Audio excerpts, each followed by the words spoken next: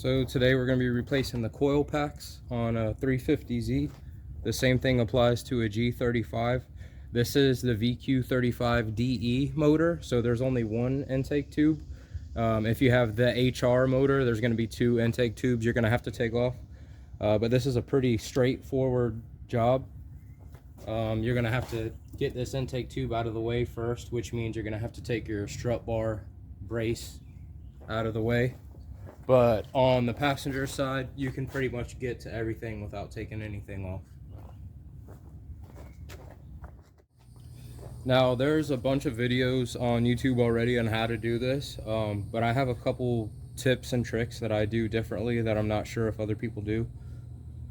Because these engines, they're notorious for leaking oil into the spark plug tubes, and you can't just replace the seal on the valve cover because they're built in. So you either have to replace the entire valve cover or get a can of this Right Stuff gasket maker. And I'll show you how to do that in a second. But I also suggest having some dielectric grease around, and I'll show you why I do that.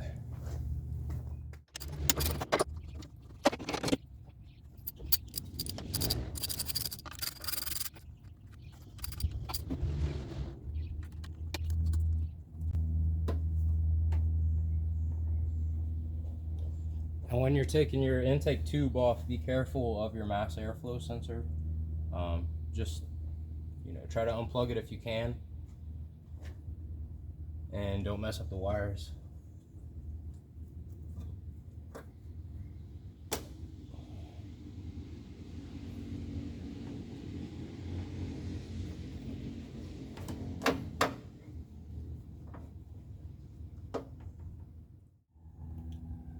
So now with that out of the way, we can access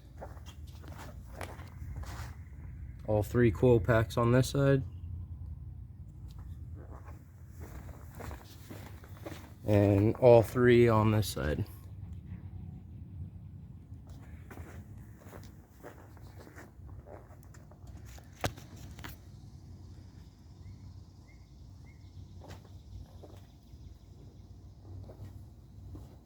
They're all going to be a 10mm bolt.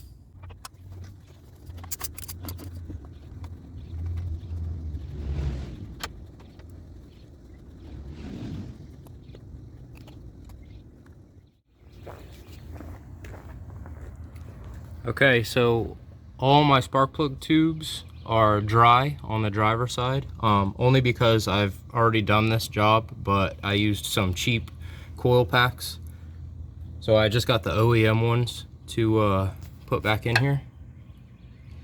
And if you can see that gap right there, that's where the oil leaks into your spark plug tube seals because the seal goes bad.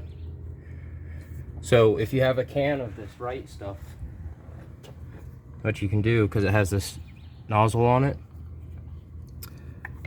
you can just put it in that gap and fill it with Permatex and let it dry for like 10 or 15 minutes or longer if you can, before you put the coil packs back in there. And that way you don't have to replace your entire valve cover. Now if your main valve cover is leaking down here and you got to pull it off, you might as well replace it. But if it's not leaking and it's just leaking into your spark plug tubes, then that's an easy fix. What I like to do before I put the new coil packs in there, this involves the dielectric grease, is I like to take a little bit and put it on certain areas of the coil pack where they're known to fail, because the spark plug tube is metal, so if they do fail, it will arc to that. So contrary to what a lot of people think, dielectric grease is non-conductive. I've seen people put it on their battery post terminals, on their bulbs before they put them in, their lights, and things like that, but it's not a conductive grease. It's non-conductive. So if your coil pack does fail, it will help prevent arcing. Now if you were looking for something that's good to put on your battery post terminals, I suggest a product called No Oxide because it's pretty much the opposite of this. It's highly conductive and it, you know, resists corrosion and whatnot.